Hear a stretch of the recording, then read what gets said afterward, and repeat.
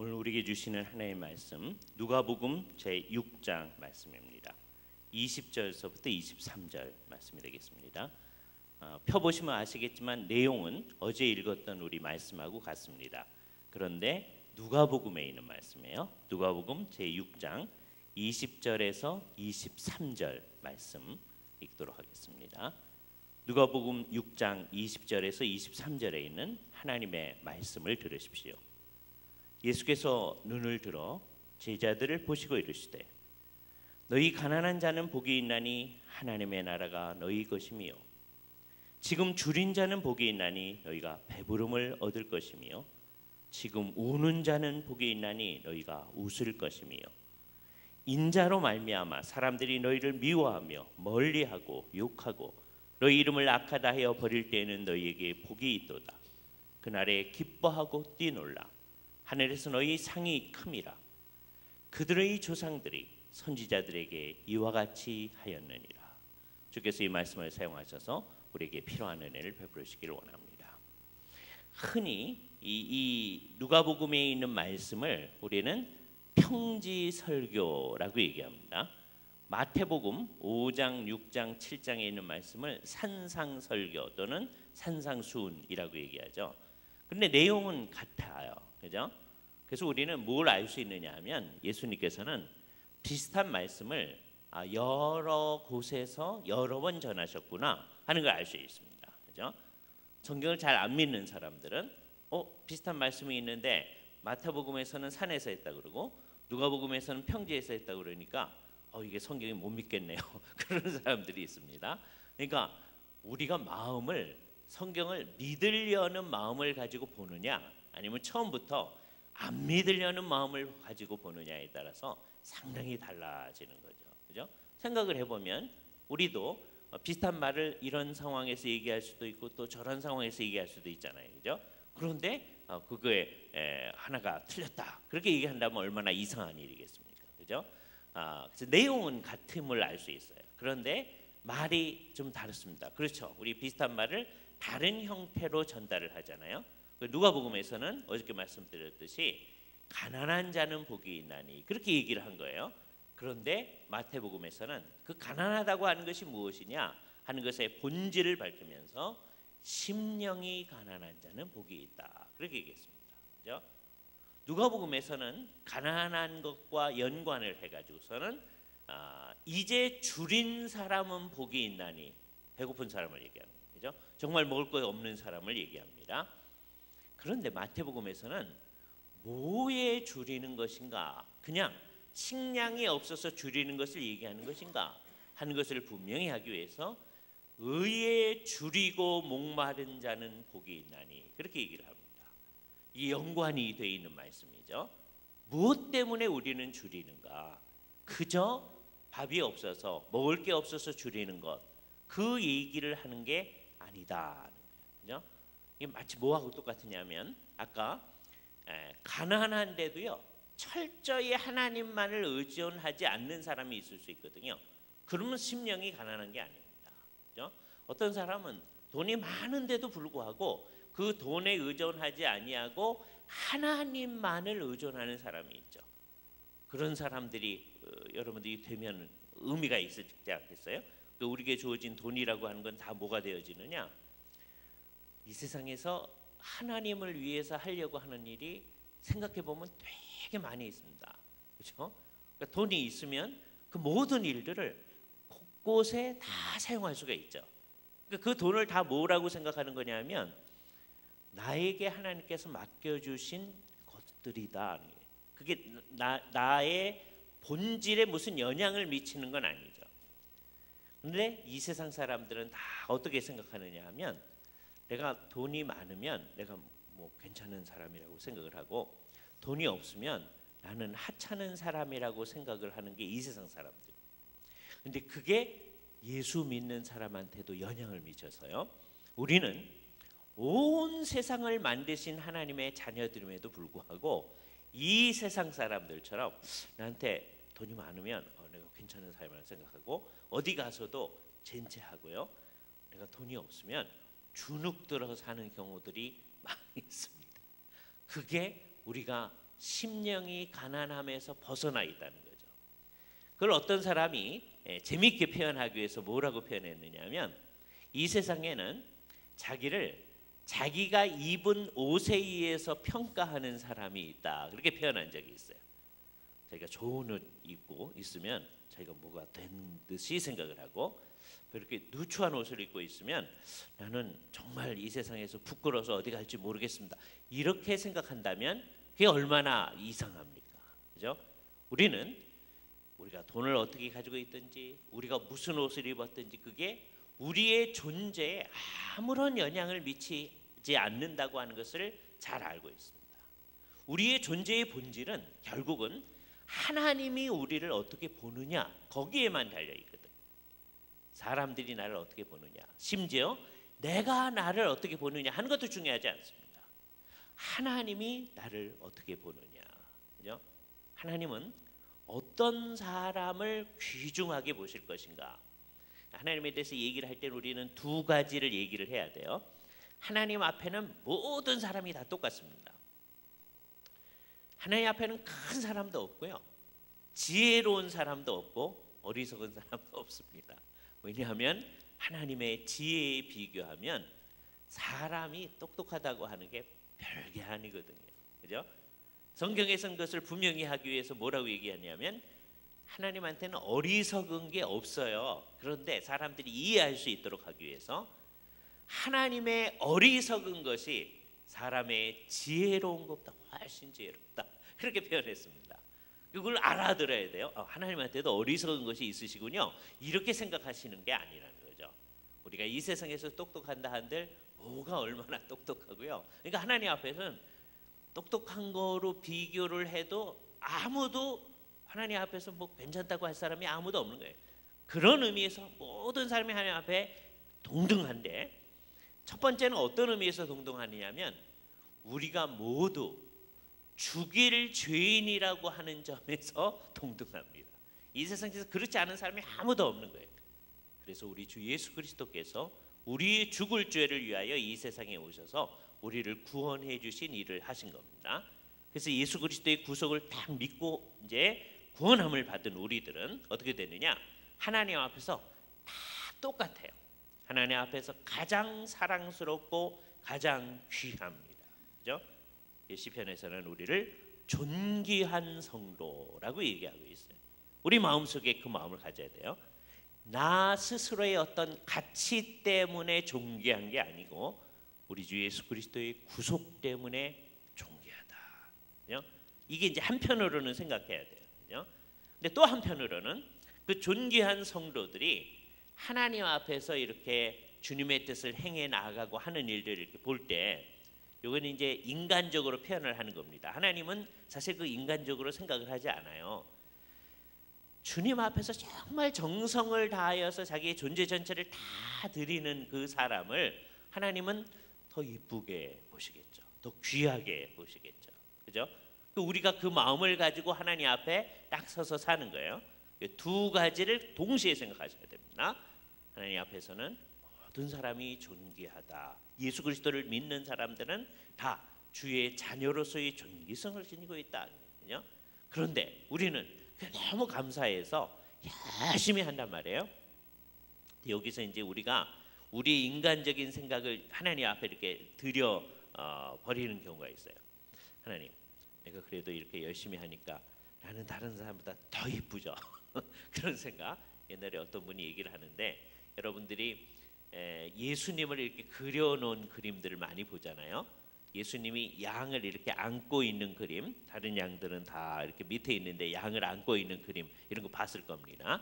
그런 그림들이 별로 좋은 그림은 아니에요. 왜 그러냐면 자꾸 그런 그림을 보면 예수님이 저렇게 생겼구나 자꾸 생각하게 되잖아요. 예수님이 어떻게 생겼는지 우리 모릅니다. 예? 여러분 머릿속에 예수님이 이렇게 생겼다 이렇게 있잖아요. 그거 전부 다 버리셔야 돼요. 예? 집들에 예수님의 그림 이렇게 그려놓은 사람들이 있잖아요.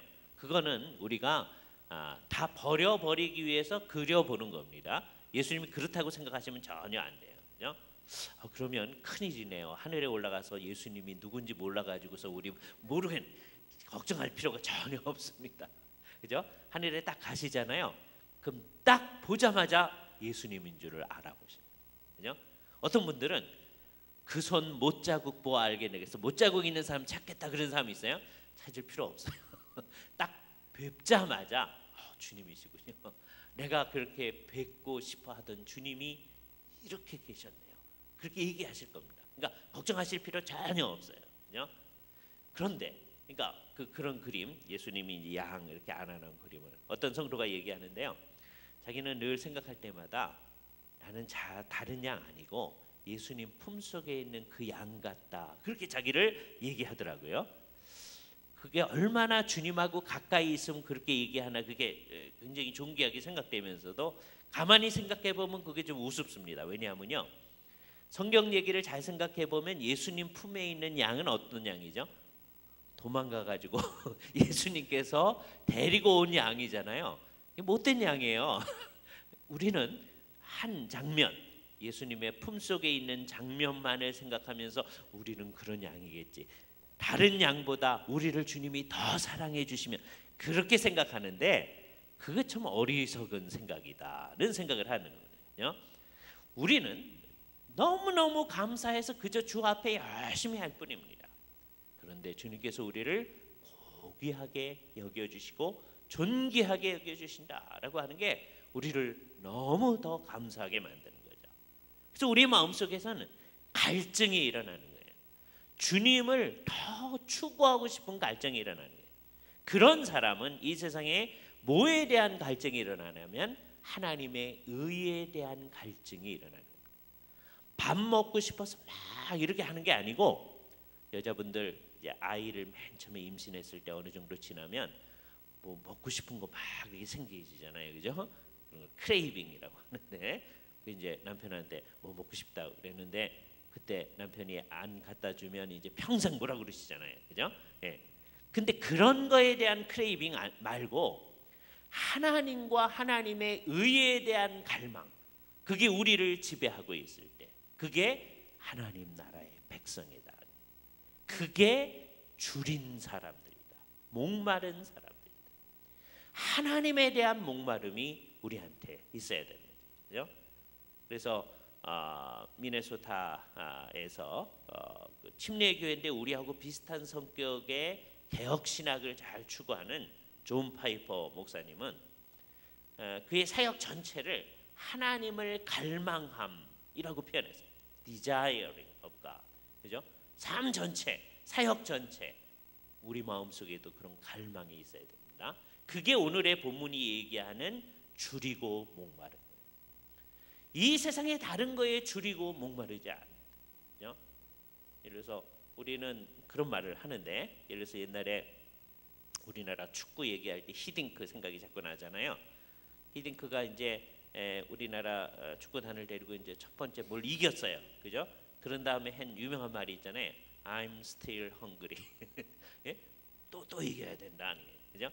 이 세상에서 우리들도 이 세상 사람들처럼 어떤 일을 성취하고, 그러나 그것으로 만족하지 못하고 또 성취하기를 원하고 또 성취하기를 원하고 그럴 수가 있어요. 성경이 얘기하는 것은 그 얘기가 아니다. 우리는 다른 것에 헝그리한 게 아니라, 다른 것에 줄이고 목마른 것이 아니라 하나님 당신님 자신과 하나님의 의에 줄이고 목말라서 그것이 온 세상을 가득 채우도록 우리의 마음속에 있어야 되는 거죠. 먼저 그것이 우리의 마음속에 있어야 됩니다. 이제 예수를 믿는 사람이 되었다고 하는 것은 어떤 사람이 되는 거냐? 하나님의 의가 내 생각과 내 존재와 내 생활에 가득 찰 것을 원하는 사람들이죠. 그를 향해 나아가는 거예요. 내 주변에 있는 사람들에게 하나님의 의가 나타나기를 위해서 애쓰는 그 갈망이 있게 되어지는 거죠. 내가 무엇을 이 세상에 성취하느냐, 그게 아니고 하나님의 의가 이 세상에 나타나야 되는데, 우리 주변에 나타나야 되는데, 우리들이 세계의 중심부에 살고 계셔요. 여러분들이 뉴욕이 세계의 중심부잖아요, 그렇죠? 예. 그러면 우리 마음속에는 이 세계의 중심부에 하나님의 의가 나타나야 되는데 이 마음이 있어야 되잖아요, 그죠? 그래서 이거는요, 우리가 죽기까지도 다 채워지지 아니하는 갈망입니다. 그래서 우리 자신을 돌아볼 때에도 별로 의의가 가득 차 있지 아니하고 조금씩 가끔 나타나죠. 그러나 온전하지 않잖아요. 우리 주변에를 돌아볼 때에도 그렇지 않은 것이 안타깝고 오히려 불의가 횡행하는 것을 많이 보고요.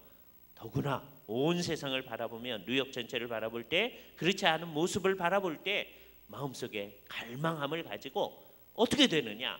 우리가 애통하는 사람이 되는 거예요. 그래서 우는 사람이 되는 거예요.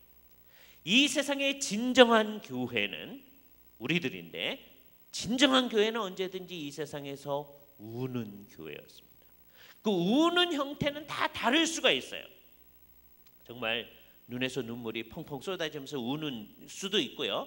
그럴 수도 있어요. 그러나 전혀 그거 없어도 우리의 심령은 하나님 앞에 대한 간절한 눈물로 가득 차야 하는 겁니다. 무엇 때문에 가득 차죠? 우리가 살다 보면 여러 가지 원하는 일들이 있잖아요. 그것을 이루기 위해서 우리가 우는 것일까요? 한국 사람은 한이 많잖아요. 우리의 한을 풀기 위해서 우는 것일까요? 주님께서 우리의 눈에서 흘린 눈물을 나중에 다 씻어주신다고 말씀하셨습니다. 근데 가만 생각해 보면 어떻게 되어 있느냐?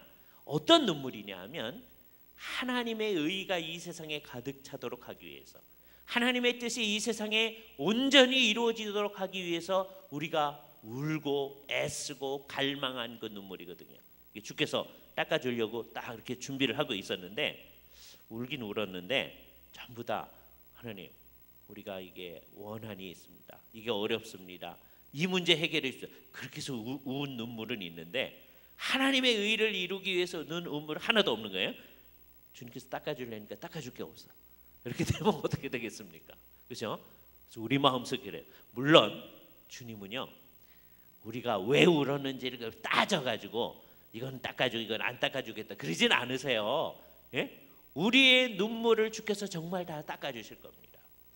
주님께서 우리의 눈물을 닦아준다고 하는 것은 결국 뭘 얘기해 줍니까?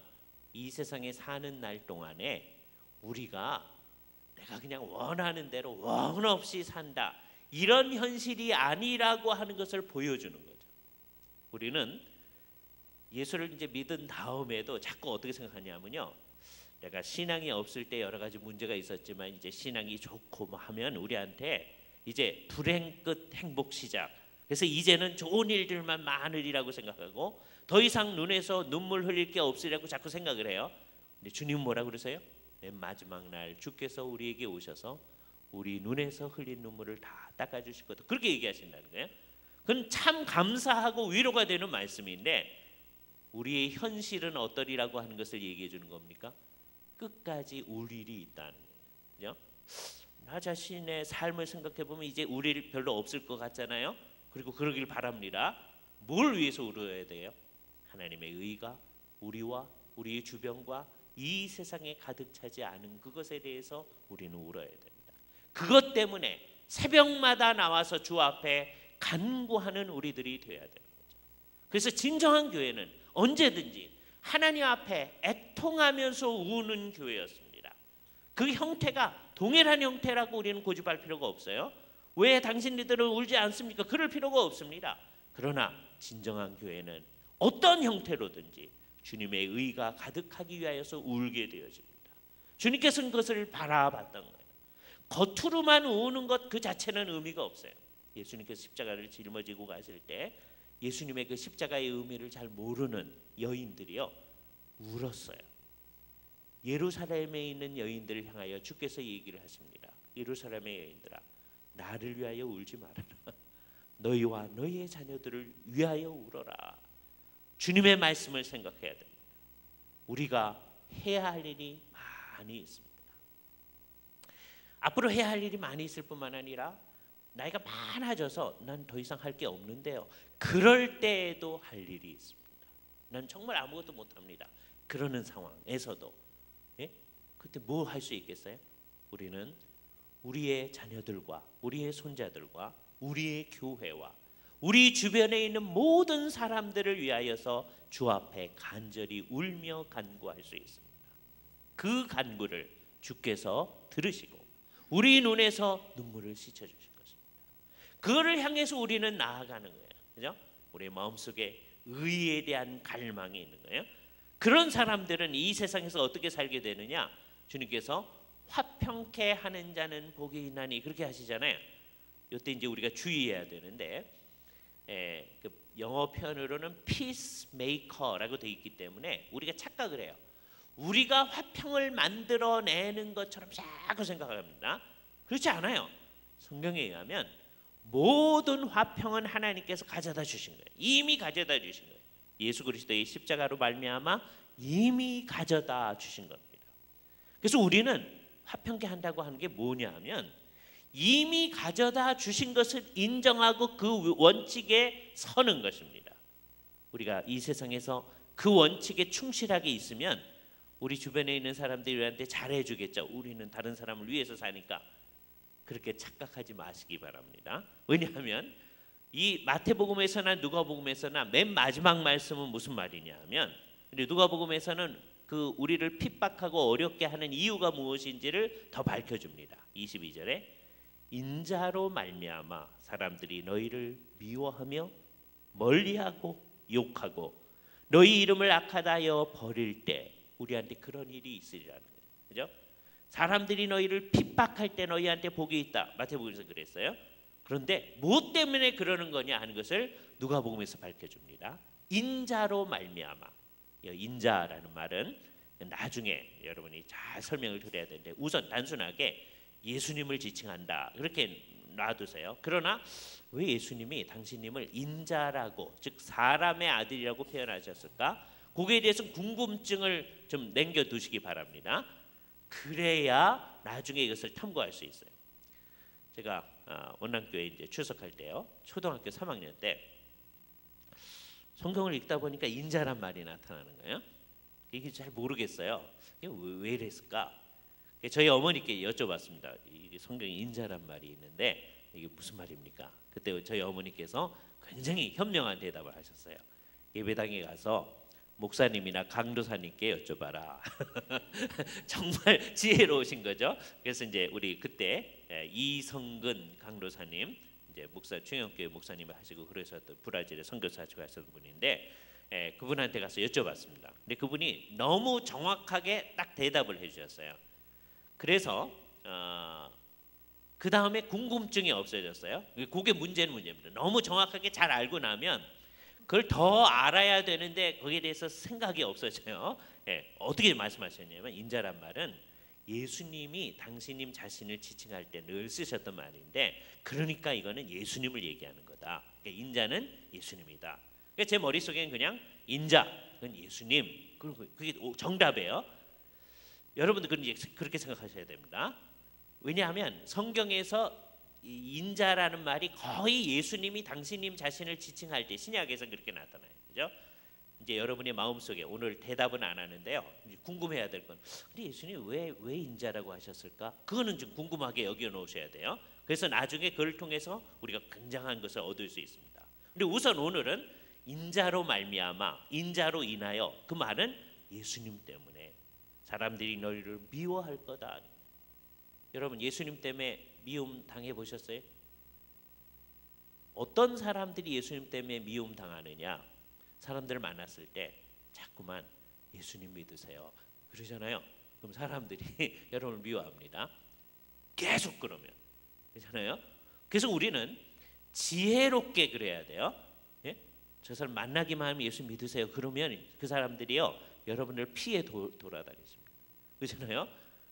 결국은 이 얘기를 해줘야 되는데 어떻게 해줘야 되느냐? 그 얘기를 안 하는 것처럼 하셔야 돼요. 사람들하고 만나서요, 사람들하고 여러분하고 사람들이 있는 것을 좋아하게끔 만들어 놓으셔야 돼요. 어떻게 해야 사람들이 여러분하고 있는 걸 좋아하겠어요? 그 사람들을 위해서 뭔가를 해줘야 됩니다. 사람들은 다 그러기 때문에 그 사람들을 위해서 열심히 해주면 사람들이 여러분하고 있는 걸 좋아해요. 그죠? 어떤 사람은 말하기를 매우 좋아하는 사람이 있어요. 그 사람하고는요, 그 사람 얘기를 많이 들어주셔야 돼요. 말하기를 좋아하는 사람하고 앉아가지고 여러분이 더 많이 말을 한다. 그럼 여러분하고 같이 있는 거 싫어하십니다. 어떤 분들은 말하기를 싫어하세요. 그런 사람한테 말을 많이 해주셔야 돼요. 그렇죠? 그러니까 사람마다 여러분들이 하는 게 달라야 돼요. 그러니까 여러분하고 있는 게 아주 좋은데 어떤 적당한 때에 예수님을 믿으십시오. 예수님하고 같이 사십시다. 그러면 평소에 여러분이 그 사람한테 잘해줬기 때문에 여러분 얘기를 조금이라도 들으려고 합니다. 그런데 사람들은 예수님 믿으라는 얘기 듣기를 싫어하거든요. 그래서 결국은 여러분을 미워합니다. 결국 성경이 말하는 대로 살자고 하는 얘기를 사람들이 싫어하거든요. 그러니까 사람들이 나중에는 여러분을 미워하고 멀리하고 욕할 수가 있어요. 그거를 생각해 봐야 돼요. 우리는 모든 사람하고 평화하려고 노력을 해요. 성경은 매우 현실적입니다.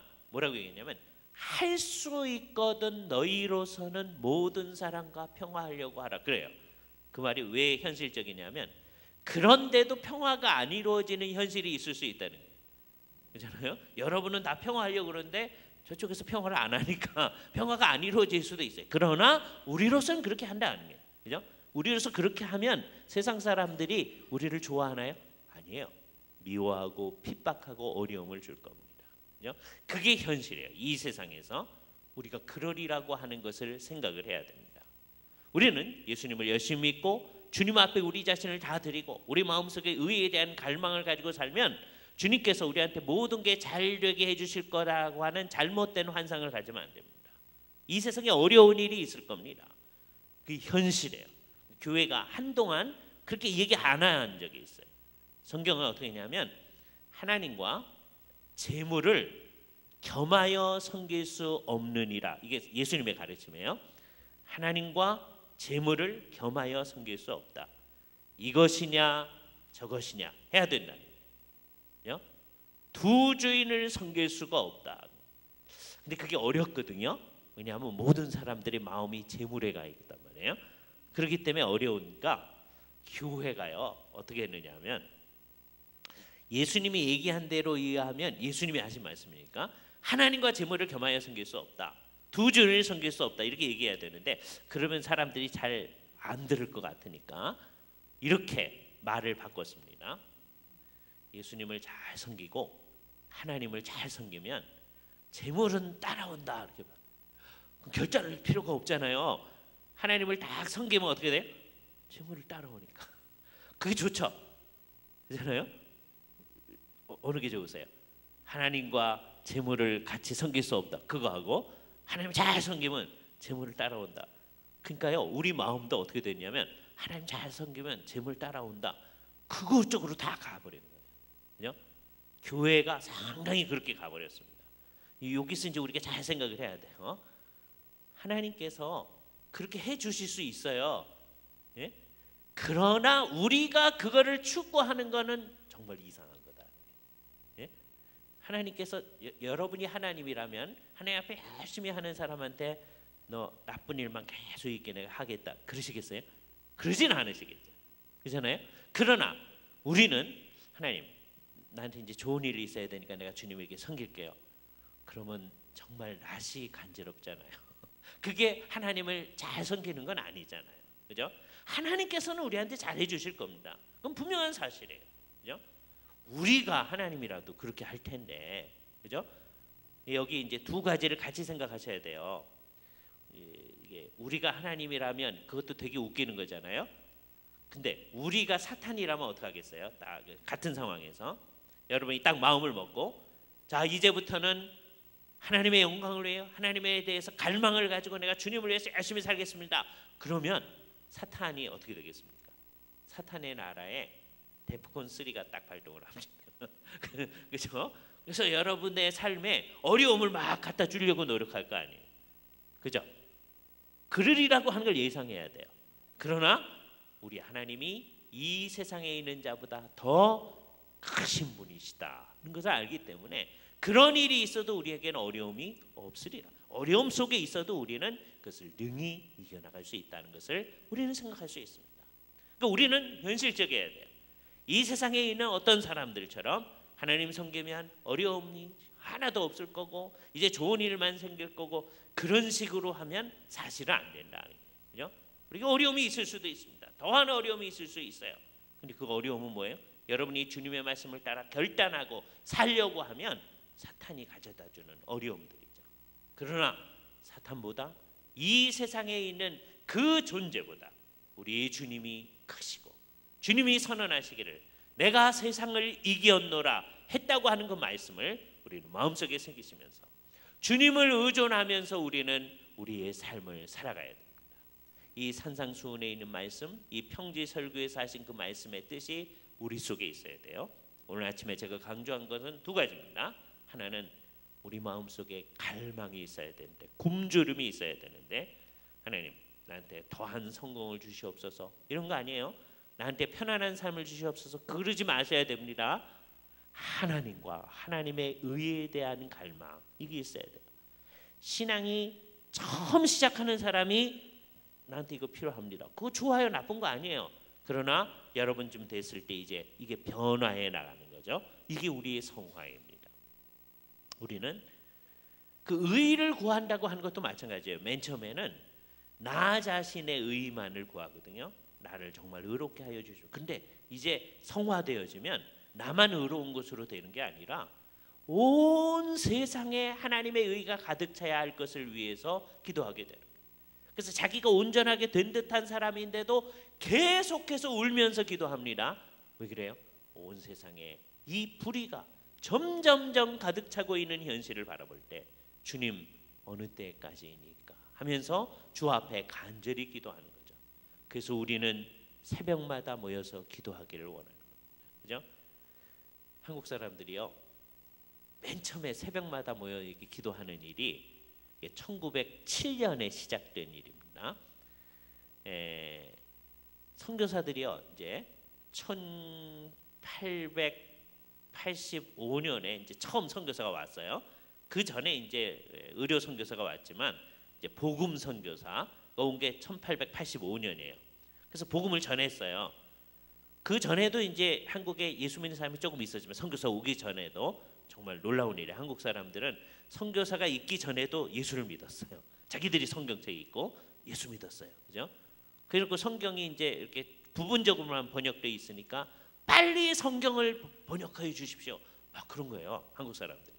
그리고 이렇게 시간이 있는 때는 모여가지고 성경을 열심히 연구하는 모임을 합니다. 그걸 사경회라고 그랬어요. 그죠? 이상한 사람들이죠. 성경을 막 열심히 번역해 달라고 그러고, 그래서 선교사들이 애를 써가지고 번역을 다 해줬거든요. 그랬더니 읽지도 않아요. 이게 심각한 문제예요. 맨 처음에는 다 번역해 주십시오. 그래요. 우리는 어떤 상황인지를 잘 보셔야 됩니다. 주님, 번역은 이미 됐으니까 주님, 이 말씀의 뜻을 우리에게 밝히 열어 주시옵소서.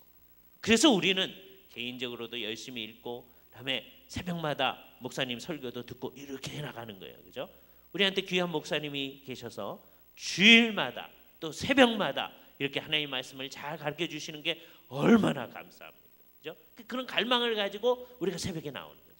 근데 맨 처음에 우리 한국 사람들이 그 갈망을 가지니까 1907년에 새벽에 이제 사람들이 오기 시작하는 거예요. 예? 장로님이 이렇게 새벽에 오기 시작하고, 그래서 몇몇 사람이 또 오기 시작하고, 그럼 그때 목사님들은 전부 다 이제 서양 선교사들만이 목사님들이었거든요.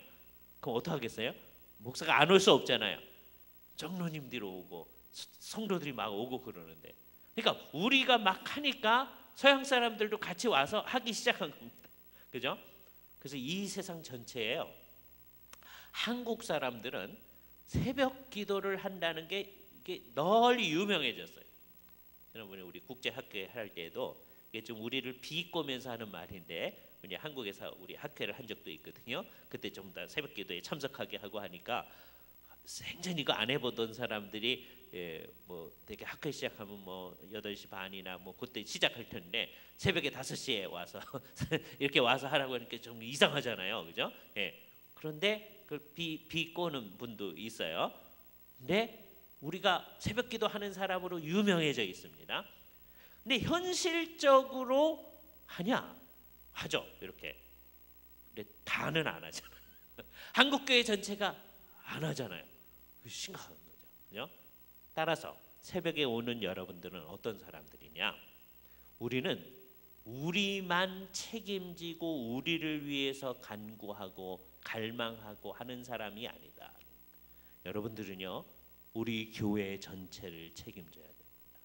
여러분들은요, 우리 뉴욕에 사는 한국 사람들을 책임져야 돼요. 여러분들은요, 뉴욕에 있는 모든 사람을 책임져야 돼요. 그들을 마음에 품고 기도하는 겁니다. 그죠? 그래서 우리는 새벽에 나와 주께 기도하는 거예요. 신앙이 어릴 때는 그저 우리의 문제를 해결하기 위해서 주님 이거 해결해 주십시오. 그래서 새벽에 나와서 기도할 수 있어요. 귀한 일입니다. 그러나 점점점 우리의 기도가 넓어지기 시작하는 거예요. 하나님의 의가 우리를 가득 채우고 우리 성도들을 다 가득 채우고, 그럼 나중에는 우리 모든 성도들이 가장 의로운 방향으로만 갈 거 아니겠어요? 그걸 위해서 기도하는 겁니다. 그죠? 뉴욕에 있는 한국 사람들이 사는 그 모든 방식의 의로운 방식으로 가는 일을 위해서 우리가 기도하는 겁니다. 뉴욕 사회 전체가 그렇게 바뀌기를 바라면서. 그러면은요, 뉴욕이 바뀌면 세계가 바뀌는 거예요. 그렇지 않아요? 그러니까 우리는 세계의 중심부에 사는 사람이에요. 따라서 우리가 해야 할 기도가 얼마나 많이 있는지 모르겠습니다. 새벽마다 나와서 이 산상수훈의 이 정신이 우리 가운데 이루어지며 온 세상 가운데 이루어지도록 하기 위해서 지속적으로 간구하기를 계속해 나갈 수 있기를 바랍니다. 한편으로는 우리 마음속에 하나님의 의에 대한 갈망, 굶주림이 지속되기를 위해서 오늘 기도해 주시기 바랍니다. 이렇게 해 나갈 때 우리에게 어려움이 혹시 있을 수 있어요. 지속되는 어려움이 있을 수 있습니다. 하나님, 이렇게 열심히 기도하는데, 주를 위해서 충성하는데 왜 그럽니까? 그러지 마시기 바랍니다. 그죠?